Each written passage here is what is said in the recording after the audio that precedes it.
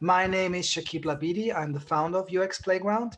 We will hear from the design team of Vanquis Bank and great experts that we invited. We have Andrew and Sam here who will share their proposition. You will have a chance to learn more about Kim and Jesse by asking them questions. This is going to be a fun one.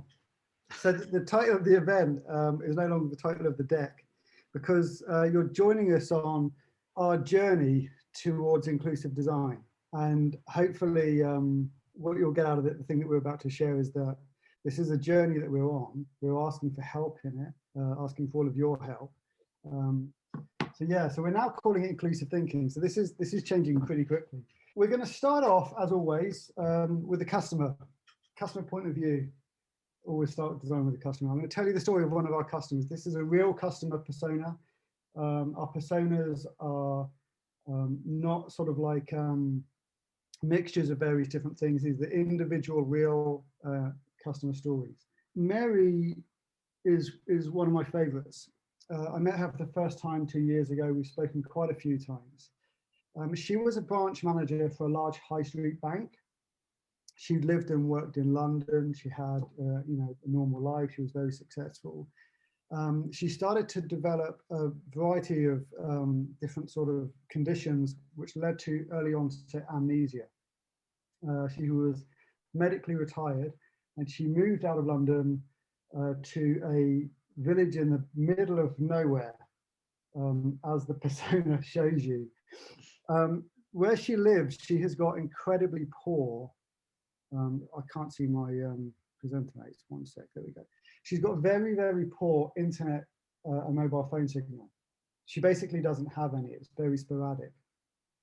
So when she comes to managing her accounts, which of course she does on apps, because we all ask everybody to manage everything digitally nowadays, she has to walk into the local town, which she does once a week. So she walks into town once a week to spend a morning managing her finances and managing her creditors. Because her income is sporadic, she doesn't use direct debits because she doesn't know how much money she's going to have in her account each month. So therefore her payments out to her creditors each month need to be adapted manually. She suffers with high levels of anxiety, so she chooses not to use the phone to call in. Not that she can where she lives anyway. So once a week she comes in and gets her updates on what she needs to pay. She pays that off, and then she has to assume that for the rest of that week, all is well. We're going to touch on this in a second, but the thing with Mary, she doesn't get any payment reminders because of where she lives. She has to self-manage her condition. She has to write down everything on pieces of paper so that she doesn't forget anything. And she's not an edge case, which we'll talk more about in a second. We know a little bit about Mary and her background and how she lives her life. But let's look a bit about her needs, her basic needs when she's interacting with us at Vanquis. And really, these are the same needs, same basic needs that every customer actually has. So initially, they want to understand the ask. They want to know what we're telling them that they need to do in order to carry out their transaction. They want to be able to complete that transaction, to complete the action. And lastly, they want to be able to trust that the action was completed and an outcome has occurred. That's really, really important that we're able to confirm back to Mary to say, yeah, we're able to carry out. But then when we go into a little bit more detail on those basic needs and how we sort of meet those, we kind of see that things start to break down a little bit. On all of these points, we can see that actually we've got a few issues. So if we use as an example that Mary wants to pay her credit cards, that's a pretty simple transaction for Vanquis. But actually across all of those three basic needs, we fail her. So first of all, in terms of understanding actually what she needs to do, well, our payment reminders are not customizable. So when thinking about Mary and her particular issues, she doesn't get told the things that she needs to know to complete the action. She doesn't get told at the time that she needs to know. So secondly, she can't complete her action. Digital channels that we're using, they don't have offline capability. So where she lives in a remote location, she has difficulty completing those actions. And then secondly, we don't offer payment by SMS. So for somebody like Mary, that would be something in particular that would allow her to sort of manage her finances a little bit more comfortably. And then lastly, and this is probably the biggest one, we really fail her on trust as well, because our services don't update in real time. So in the example that Mary's able to complete an action, we're not actually able to confirm to her that that action has been carried out. We found Mary by chance. This is my favourite slide. I love this bit. The ways that we use data at the moment mean that we wouldn't find Mary as a customer in our data, because according to our data, she's absolutely ideal. She's a perfect customer. We went back through her history. She has never missed a payment. She has never overspent. She's never been more than 80% utilised. So she is completely hidden when we do analysis via data of our customer. And so when we present people like Mary to people, we often hear she's an edge case, which really annoys me. We spoke to some of our charity partners and they said, actually, you've got between 1,500 and 2,100 customers like Mary. That's with Mary's specific difficulties, not just people with amnesia. The way I categorize this is a small percentage of a very large number is still a large number. I'd also argue that because Mary is hidden, we don't know the scale of the problem. We don't know how to find people like Mary. We found Mary just because we asked her to be interviewed by chance, and then we discovered the difficulties. We didn't know the difficulties before we said we wanted to interview her. What we do know, so we don't know the scale of the problem that we're facing into, but what we do know is that the more we ask people to manage their finances on digital channels, and the more that we ask people to self-service what we call complex systems, so finances or health or utilities, purely on digital, the edge cases become the norm.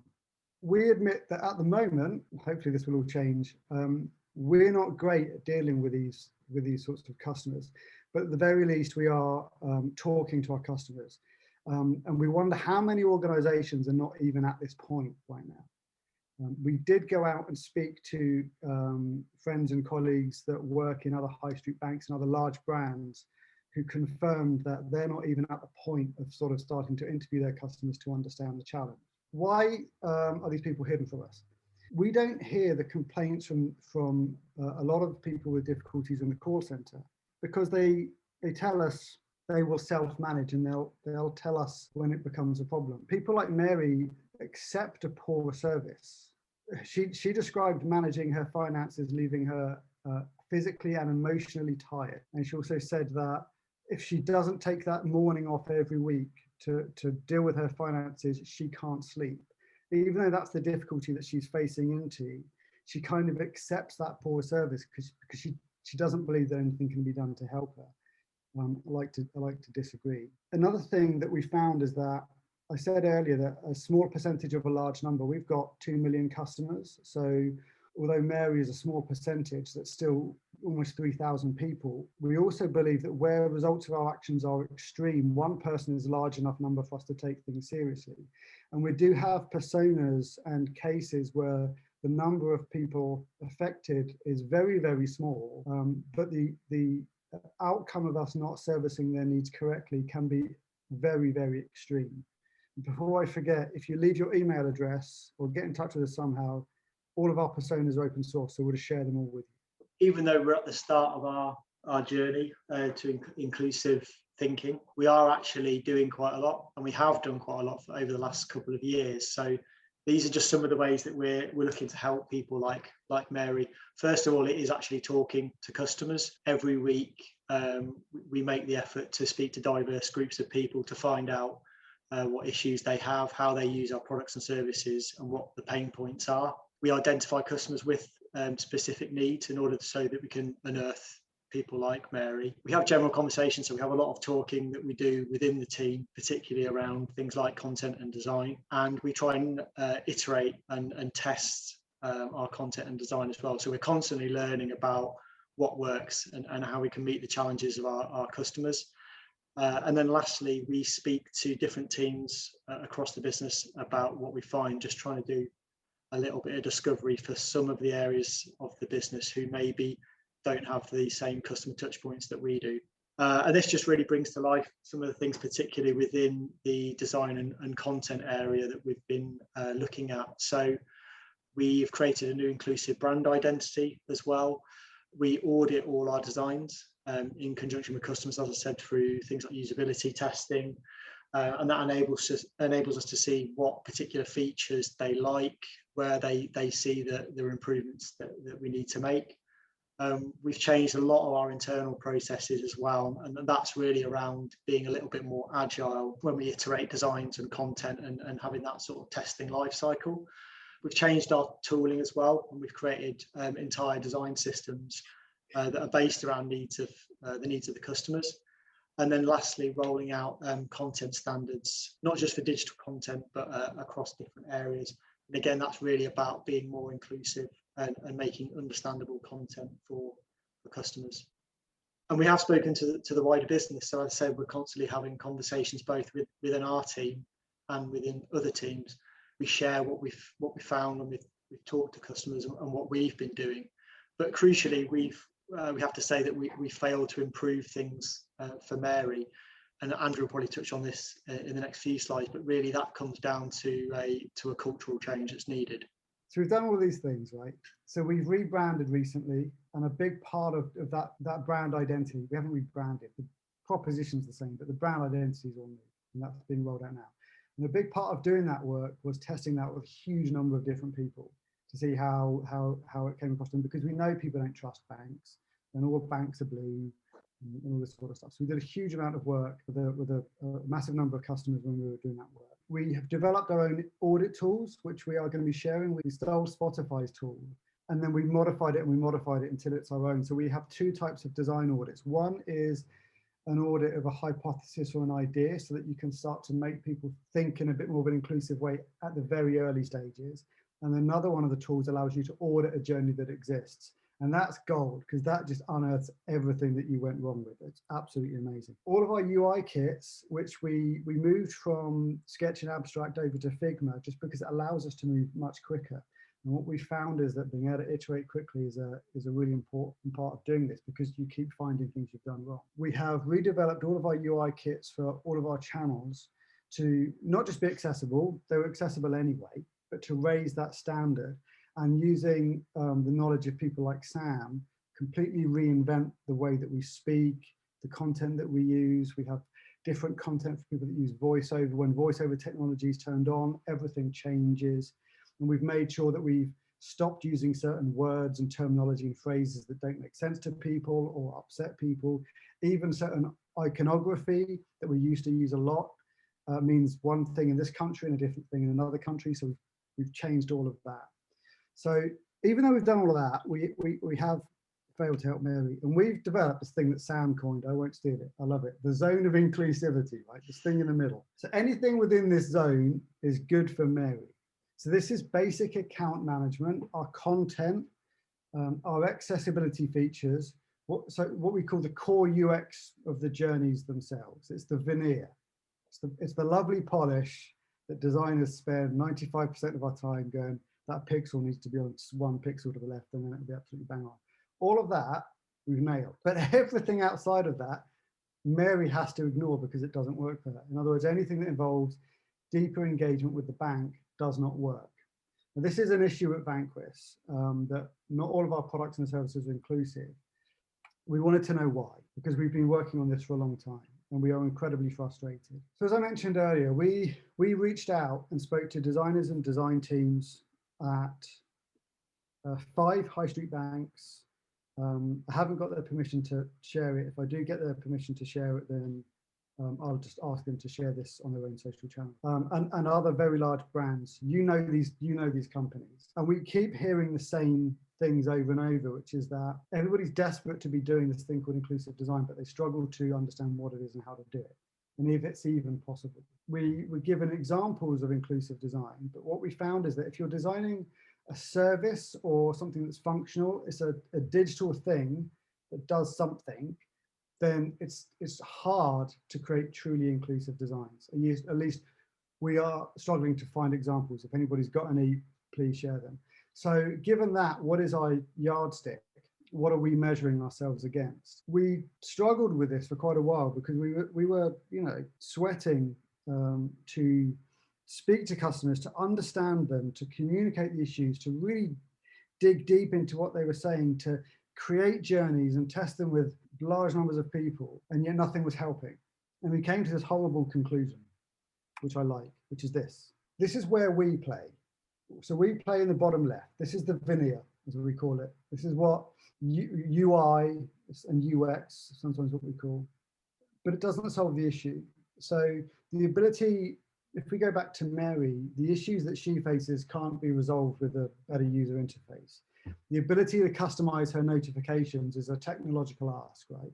Having our numbers, the balance when you make a payment, that update in real time is a technological ask. Offering payment via other channels such as SMS or is a tech ask. I'm not blaming the developers. This is a technological ask, a lot of this stuff, but they didn't develop it because they were never asked to build it, because the products didn't need it. And the products didn't need it because the business didn't think that it was important. The business didn't think it was important because these people remain hidden, because we're not looking for them, because we don't really know how. We find them by chance and they're seen as edge cases. So what we need to do to solve this problem, we think, shift away from doing design to leading design and being design thinkers. And we need to figure out ways to get over to the top right here. So we need to break through and get all our tech providers working with us. And then we need to go to the products people and get all of those people to work with us. And ultimately, we're going to be able to change the business. Because if we can get the business to be thinking inclusively from the beginning, then the veneer, by definition, will automatically be inclusive. And we can spend our efforts making beautiful, wonderful experiences. So that is our journey so far. The next steps, I'm just going to jump ahead because I'm pretty sure I got it. Here we go. So the next steps for Vanquis is we are presenting this thinking to our board of directors this month. And we are confident that this is going to start a shift in the business. We have two customer groups that we speak to regularly. We speak to all of our customers randomly, by the way. So we have access to all, I think it's 1.8 million. We can talk to any of them at any point, but we have two specific customer groups that we talk to quite a lot. One is focused on usability and one is focused on what the FCA call vulnerable customers. But we're going to be creating more of those groups as we find more weaknesses in our design practice. And then we're going to be socializing this work across the business more. This has already started to happen, actually, so that as people are starting to make the decisions, 6 months before it arrives on the design team and before it arrives with me and Sam, that they would have been thinking about this. So that's our journey. Who would like to answer the question of how do you define inclusive design, which is a very fundamental question? Sam, we had a definition for this, which I've now forgotten, which I think it was, so I'm going to need your help on this. It was about ensuring that we have... Ensuring there's no exclusion of customers. There's no, it's basically we want everybody to feel comfortable using the features and services that we create. Yeah. Not to exclude everybody, but to make sure that people feel comfortable using it. So if they don't feel comfortable, it doesn't matter. I think the point there, I suppose, is it should be, which I think somebody's, or you've put a question there, it should be inclusive thinking rather than design, because that then I think limits that limits us a bit. Yeah. We were talking about that before we started, actually. So for the benefit of everyone that joined after the speakers got together, the reason we changed it from inclusive design to inclusive thinking is because when we started to talk about this more broadly, the word design stuck. And they were like, well, this isn't, I'm not a designer, I'm not part of the design team. So this isn't something that I need to be concerned about, or can I even be involved with it? And so we realized that actually the term inclusive design isn't inclusive, which isn't good. So we changed it to inclusive thinking. But Jessie, I want to hear what you're... No, I think everything you've said around, obviously not being exclusionary is a huge part of it. But in terms of user research, obviously, and discussed this before, Andrew, you've got this whole thing of like everyone, where do you start and where do you begin to kind of like work with this? And I think fundamentally, going back to the point of culture, it is this idea of openness And I think one of the things that's been most exciting about kind of working with yourselves and hearing more stories like Mary's is that I think, you know, it's so good to hear it move away from just one particular demographic or discussions around an aging population, and actually much more fundamental cultural issues in society around poverty, access to technology and digital literacy on a fundamental level. I think that often gets forgotten in discussions of inclusion. And so I think that's a really, really big part of it. Though I always hear what you say about the data can hide. One approach that I found especially useful at the Crown Prosecution Service, I say I've found useful. It's a fantastic team that I work with who did this. So I can't take too much credit at all, but it's to overlay a lot of publicly available data like ONS data, even Google Trends and so forth. You'd be surprised how many different samples can bring together a fuller picture of what some of the challenges might be. If you've even just got a location or a type of device, you'd be surprised what you can pull together. So I hope that has answered your question, Jane. So probably move on to the next one, which has the most votes, which is how do you get the stakeholders buy-in for inclusive design? Is a good one. So it depends who the stakeholders are, but businesses have got to make a profit, and when you reveal to them the scale of opportunity, you can put it that way, the scale of opportunity by designing for these people, creating for these people, that often gets them interested. And that's not because they're evil money grabbing people, it's just because that's the way things work. So that's one of the ways. The other way is just the personas that we've created. The reason that we've done them as individual stories is because when we put them in front of people and we say, by the way, Mary's a real person, she's a real customer. That's not, because you know most personas are like, hi, this is Mary, and I like the Guardian, and he's a BlackBerry, and it's just a sort of a made up person. When you put a persona which is a real person in front of people, it's much easier to get kind of buy-in and get empathy for those people. I would say probably go a stage further than that and almost have stakeholders, whoever they may be, involved in that user testing. Like how many directors for big organizations actually, you know, probably not very many. And I think that will bring it home, some of the issues that some of these customers have. That kind of brings it front and center to some of the decision makers. Yeah, I could probably just build on that as well around, I mean, just nobody intentionally creates an inclusive product or experience. Nobody's intentionally doing that. But like you say, it's about that kind of stakeholder management, about, from my experience, kind of understanding the stories that people need to hear to have real impact for them. So if it's a product manager or a product owner, what part of that do they actually own? And tell them about how real people are experiencing or what barriers they might be having in that space that they actually own. And then that gives them that kind of personal kind of onus on how can I make this better? And like you say, from that director space as well, telling them the kind of stories of the organisations who've made some real strides in that space. So kind of Barclays really champion that kind of being an accessible bank, and like you guys obviously in that space around how can you kind of push the boundaries in that, telling people at that level about, you know, these are aspirational companies and wouldn't it be great if we were one too. I could just sort of sneak in as well on that point. I know we should get through a couple of these questions, but I think I'm going to hopefully touch on cultural minds a little bit as an option.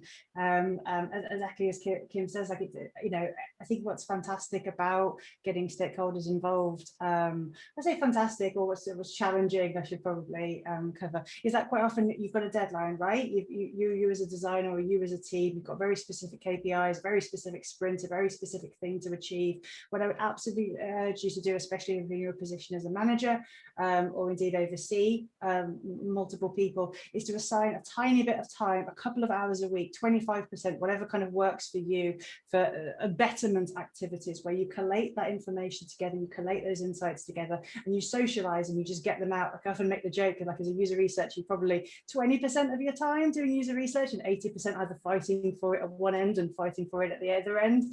And it's that kind of process. If you could try to move away from objectives and more into outputs that are more easily shared within an organization, I think that plays a huge part as well. Yeah, so you're welcome to kind of address your question directly to the panelists. No, it's not a question, but it's a view. Thanks for first of all making us think about the inclusive design.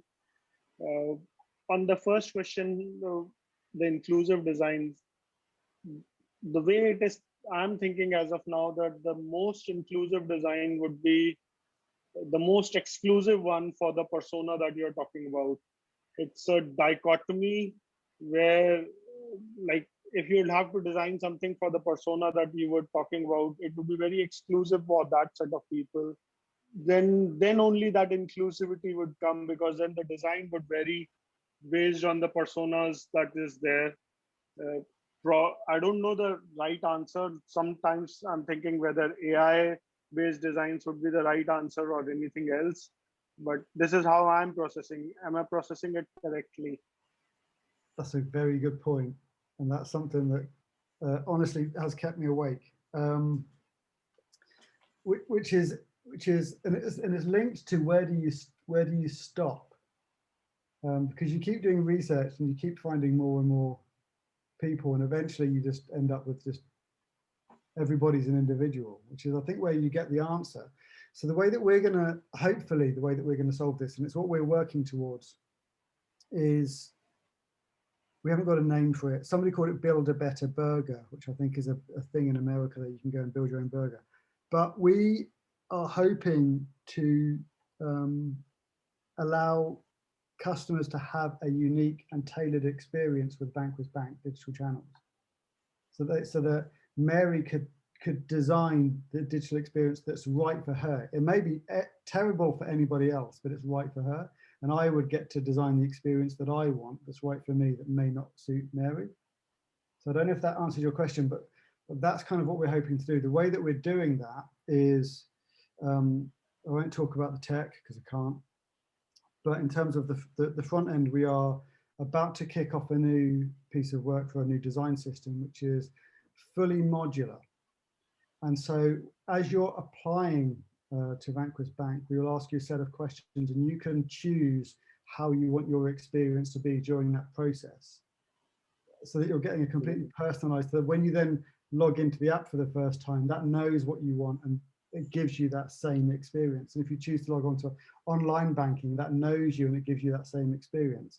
So it could be you want a certain type of color theming and you want a certain type of grid system and type system, and you want a certain type of content, and you want these different bits and pieces, and our channels understand that and put those in front of you, and you get to choose what you want.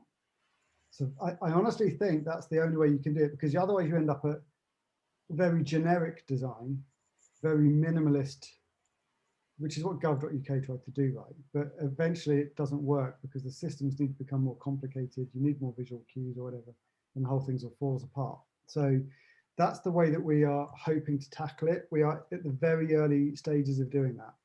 We are testing it with customers so far, it tests well.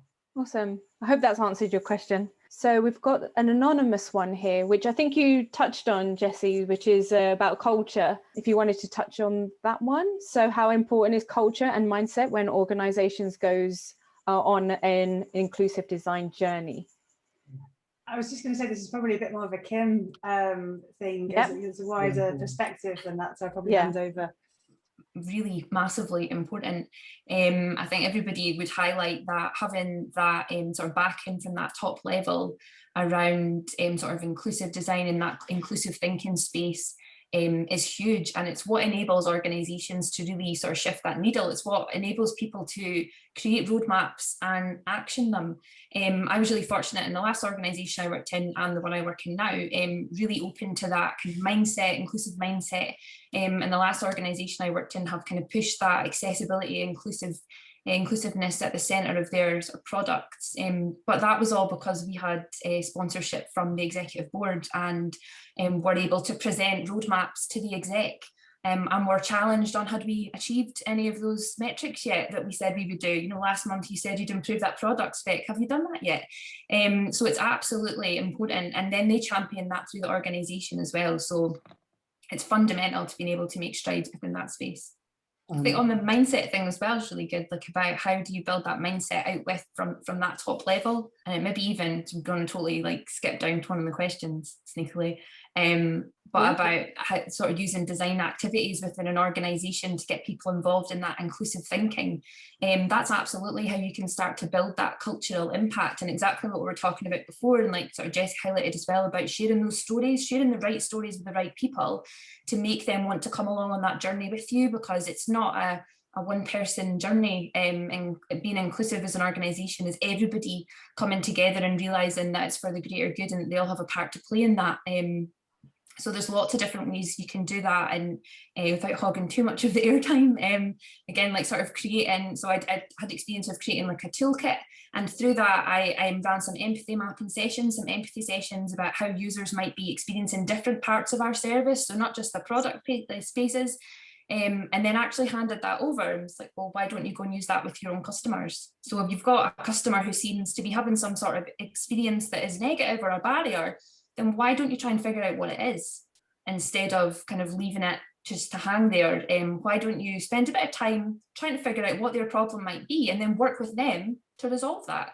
And that seemed to work pretty well as well, just really embedding that. So people are then having those conversations in their teams and engaging other people throughout different departments as well. What more can developers do to help with inclusive design? I think just being the champion for it.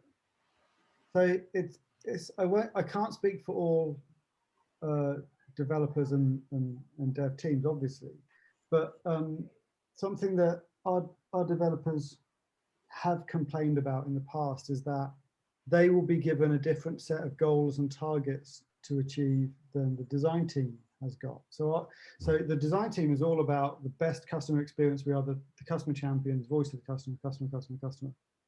But then the developers can be told, no, it's all about uptime and cost of delivery and things like this. And so the two kind of can contradict each other.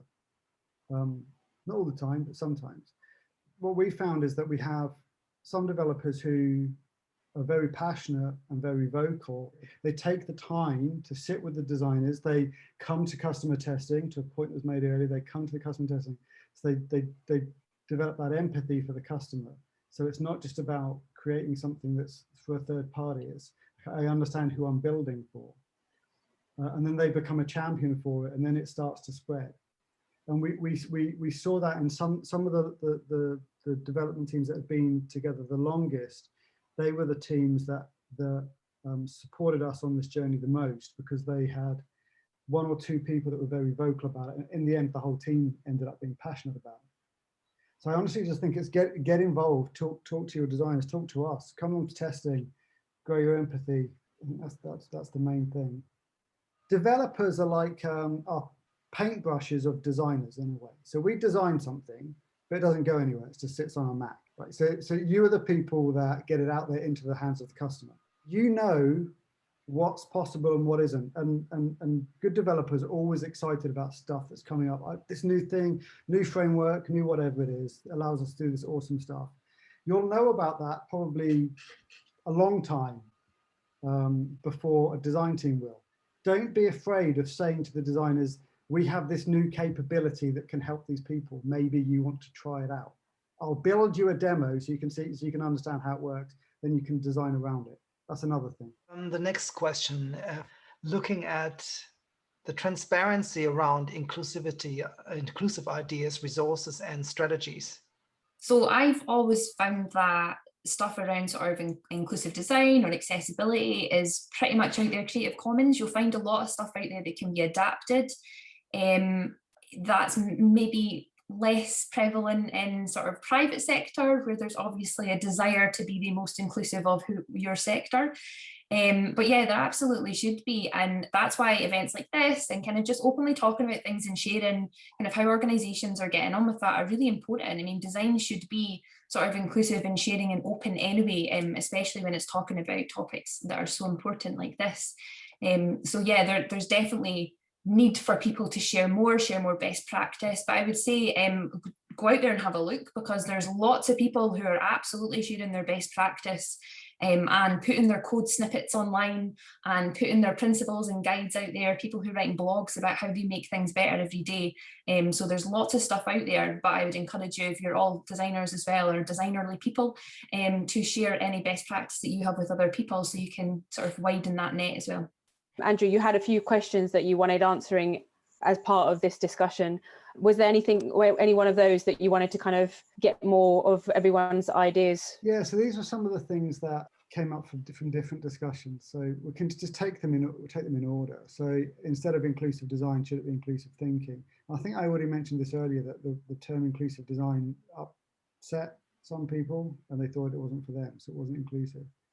But I know that originally we were just going to call it something else, but Jessie had a really good point that, just like with excessive, I'll let Jessie say it, is that point about if you don't title it in the same. Yes. It's one of those sorts of things where if you title it, I just like, well, it should just be included, right? It should just be design. This is what good design is. It gets overlooked all the time. Unfortunately, I think that happened quite a lot with accessibility, and this is where a lot more legal stick needed to come into it. So I really like the idea of moving to thinking. When Andrew said it at the start of the call, I was like, oh yes, that's spot on, because it's so much broader. It opens out to so many more people, and of course incorporates that business aspect further along in the organization that is so desperately missing from this discussion. Yeah, the idea was if you don't give it a title, people just won't do it, right? Whereas I was like, it's just good design. But of course, if you don't title it, then they don't. So that was that one. Is the design community too precious about owning this? Given that we're talking about it a lot, but I can't find many people outside of the design community that are talking about it a lot. I think it's seen as a design only practice by too many businesses and brands, and that's what limits the scope, and that's why it's not really inclusive thinking when it should be, but it's probably not at the moment. The giveaway here is that the title, the label itself, right? Designing for inclusivity. So who takes ownership if not the designers? They feel addressed, right? They feel that this is within their area of expertise. It doesn't really have that inclusive idea so that everyone could be part of this process. I suppose it's that idea about ownership, isn't it? Design isn't there to be owned by anyone, let alone designers. Design is there to make things better for everybody and should be input by everyone. It's a co-design process, it's a collaborative process, and it's up to designers or people who work within design fields or specialisms to share that out with. Like we've spoken about stakeholders and things a lot already tonight, but stakeholder management is a huge part of being a designer. It's about communicating effectively with lots of different people in organisations, whether they're public or private sector, and inclusion is just another facet of that. It's about how do you start to tell that story to lots of different people that has meaning to them and to bring them into that journey with you as well, whether it's a design output or not. It's inclusion by nature throughout the entire organisation and the process. Yeah, and I suppose talking about stakeholders, and certainly with the inclusivity being a big thing, who needs to be involved? It does take the upper management to be involved in, again, changing culture and everything. Sometimes there can be that nervousness, I guess, to actually get involved or actually make it part of the cultural thing, because oh no, we're not doing it already. Oh no, it's not going to look so great for our brand. So there isn't that conversation that happens. So that's kind of kept quite silent. What things can be done to really actually get themselves to be vulnerable themselves and say, look, which is what you are essentially doing right now. You're actually being quite open about the fact that, okay, we haven't got this right, and actually we're quite scared about this. Not scared, but we need to make some improvements here. So we're going to put ourselves in a vulnerable state and share with you. Like, how do we get the stakeholders kind of thinking in a similar mindset to actually drive this forward? Because that's where it essentially needs to start, doesn't it? And this is what I think what you're trying to champion as well.